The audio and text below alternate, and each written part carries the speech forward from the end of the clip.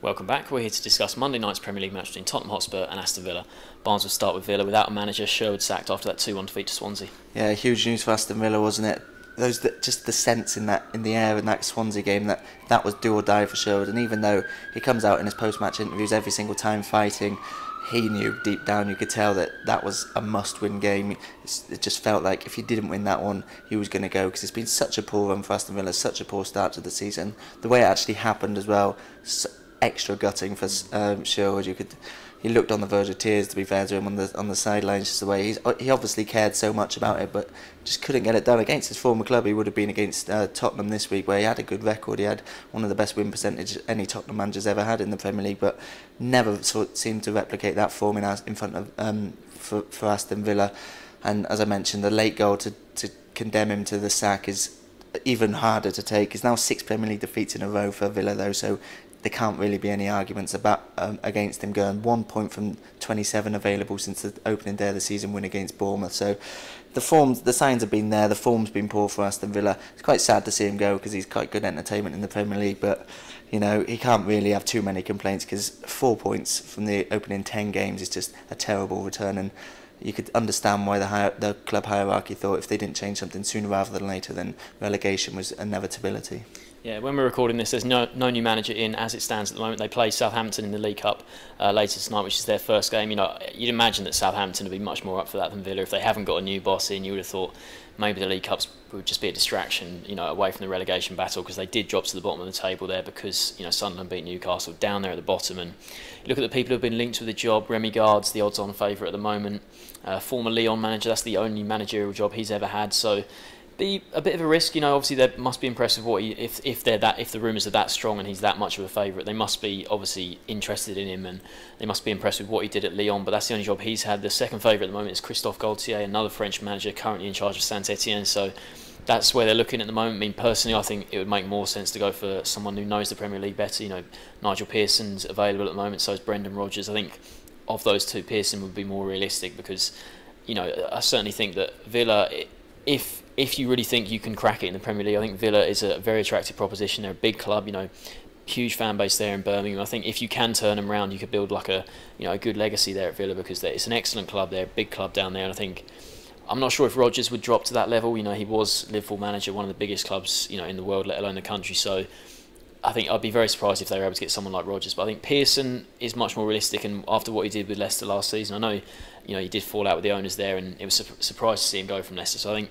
if it was me, I think Pearson would be the favourite. Maybe David Moyes, you know, if he leaves Sociedad in Spain. But for me, I think Pearson would be the best choice. But as it stands, it looks like it's going to be Remy Gard. I do think David Moyes is an interesting option, because his time with Everton, he was fantastic during his period there. Obviously didn't win any trophies, and there was a couple of seasons where they went from challenging for Europe down to battling relegation, but then he finally got a bit of consistency.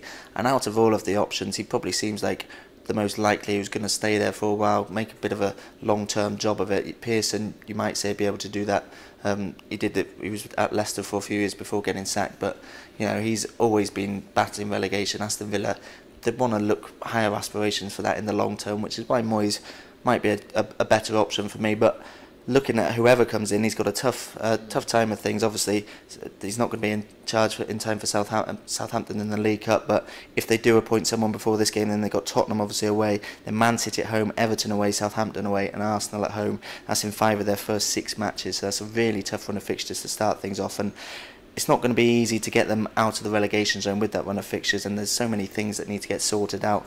Attacking is the main one for them. Only Watford and West Brom have scored fewer than Villa's 9 goals so far this season.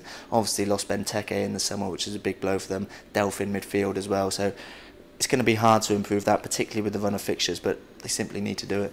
One of those fixtures here away at Spurs, who have been pretty good of late. Last time out they went to Bournemouth, conceded, I think it was 47 seconds that Matt Ritchie put it in. I think Hugo Lloris, when he watches it back, he'll be annoyed at himself conceding at the near post there. But you know, Spurs hit back, you know, 5-1 winners in the end. Kane with his, I think it's the first time this season he scored more than one in a game, got a hat-trick, stuck away the penalty with confidence, and then a couple of other good goals there as well. So for him to get his hat-trick, because it was a slow start to the season for him, but he's always looked quite bright in all the games. I thought it always to me, it always looked like those goals would come eventually. And against a side like Bournemouth, very outformed themselves. No surprise to see him get on the score sheet.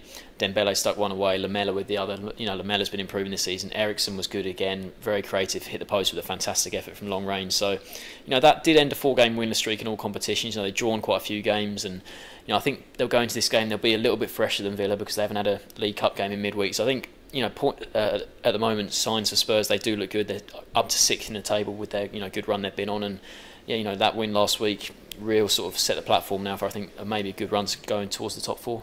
Yeah, it is a really good run for them at the moment, unbeaten since the opening day of the season. As you mentioned, there have been a few draws in there, so they are only 6th in the table. They've been picking up the odd win.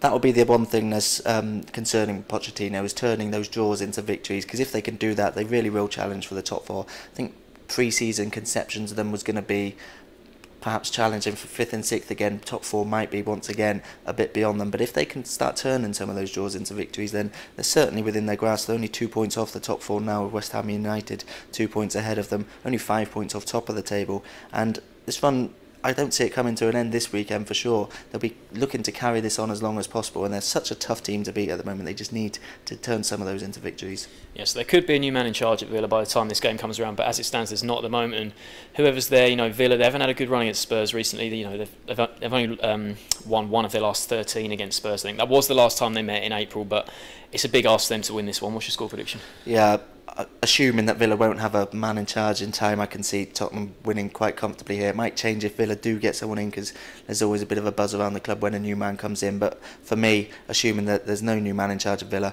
I'm going to go for a 4-1 Tottenham win. 4-1. I don't see it being quite that convincing. I think even if it's the caretaker man in charge or whoever it is, surely they're going to just focus on solely, shoring things up at the back and trying not to get, hammered in this game. So I still think Spurs will win, but I think it'll be just 2-0. So both picking Spurs to win this one.